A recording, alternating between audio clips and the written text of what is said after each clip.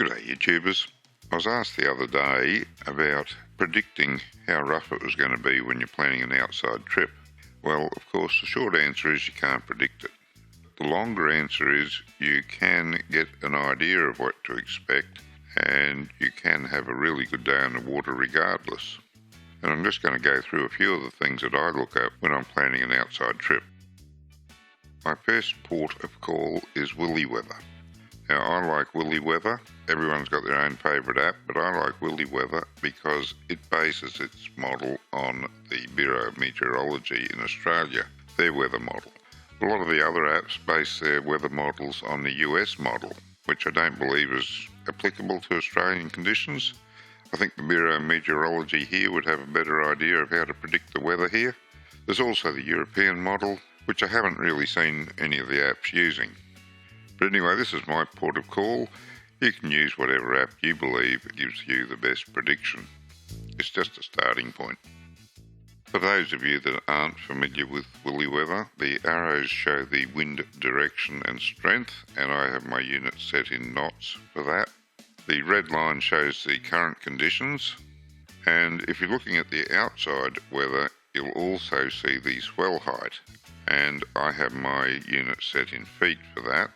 Mainly because I used feet for a long time before metric came in, and I am more comfortable with it. It's just a preference. Most people use meters these days, and that's all good too. Just make sure you have the same units on every graph you look at so you don't get confused. Now, there's more information that you need to know about the swell, and you click on the swell tab in willy weather for that, and that tells you the direction of the swell and the period. The period of the swell is the time between each peak in the waves. Now personally, I like long period swells. I can be quite comfortable out there in higher swell if it's got a long period. But as the period gets shorter, I prefer the swell to go down to less height. It's something you find with experience.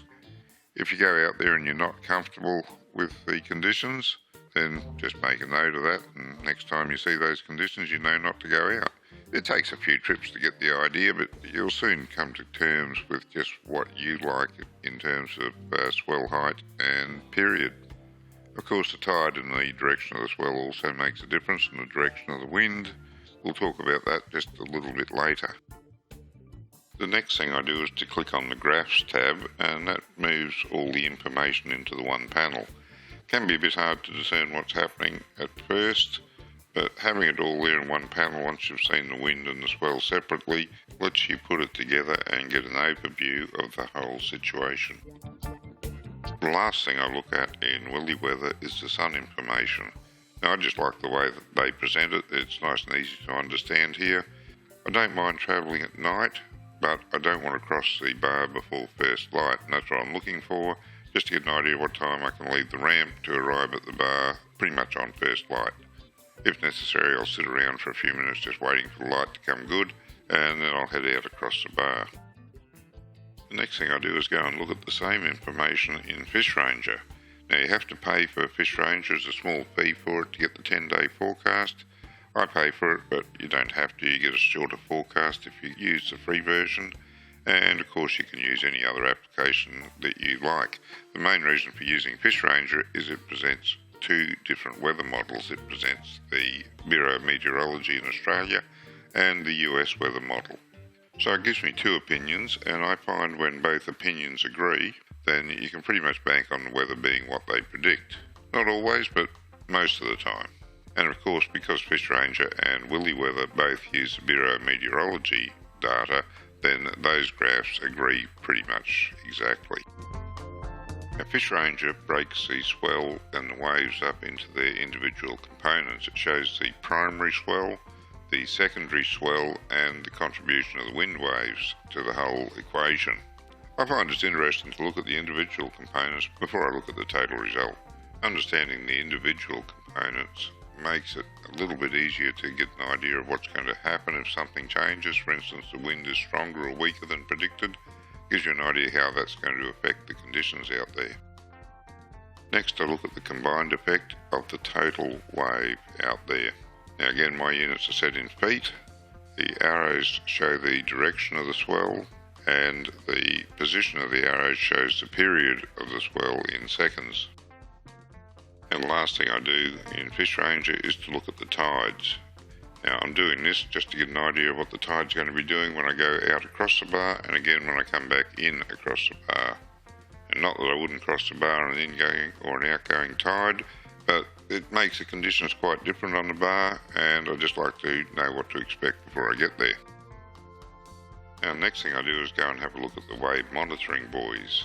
If I'm going out through the South Passage bar, I'll look at the Brisbane wave monitoring buoy, and that tells me the current situation plus some history. There's no forecast on it, but I can see the current height and I can see the current wave period. Just be aware that the height is in meters. Now I have to be careful because my other graphs are set in feet and this one's set in meters, so I have to do a conversion in my head so as I don't get caught out, because 2 meters is a lot different to 2 feet. Next I have a look at the direction graph to see what direction the waves are heading in. It's all pretty straightforward.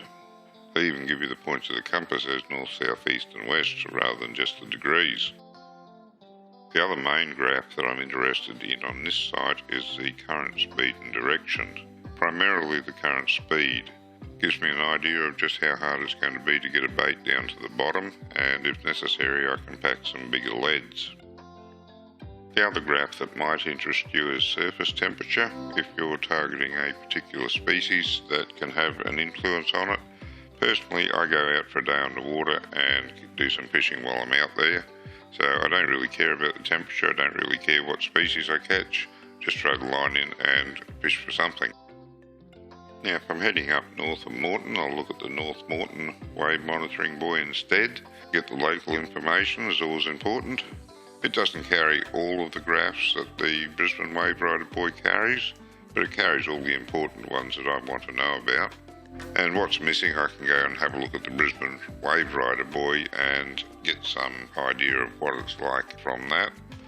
For instance, there's no current, but if I want to know the current, I will have a look at the Brisbane Wave Monitoring buoy and just work on the assumption that it's going to be broadly similar.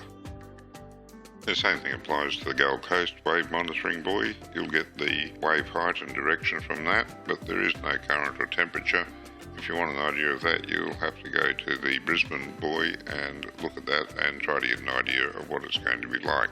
There are other sites that will give you temperature. I might do a video on them some other time, but they're mainly of interest to people chasing pelagics, particularly marlin and sailfish. Now, the key point to having a great day on the water regardless is to have plan B. If you get out to the bar and it doesn't look good, or if you get through the bar and it doesn't look good, turn around, come back, execute plan B and fish somewhere inside the bay. Always good to have a plan B or even a plan C, because you just can't depend on the weather. And that's it, that's pretty much what I do for planning a trip outside. I use Willy Weather and Fish Ranger to decide whether it's possible to go outside using the forecast. I check the forecast against the current conditions, and most particularly on the morning before I leave the house, I check the current conditions on the Wave Rider buoys, just to make sure that the forecast is still looking good.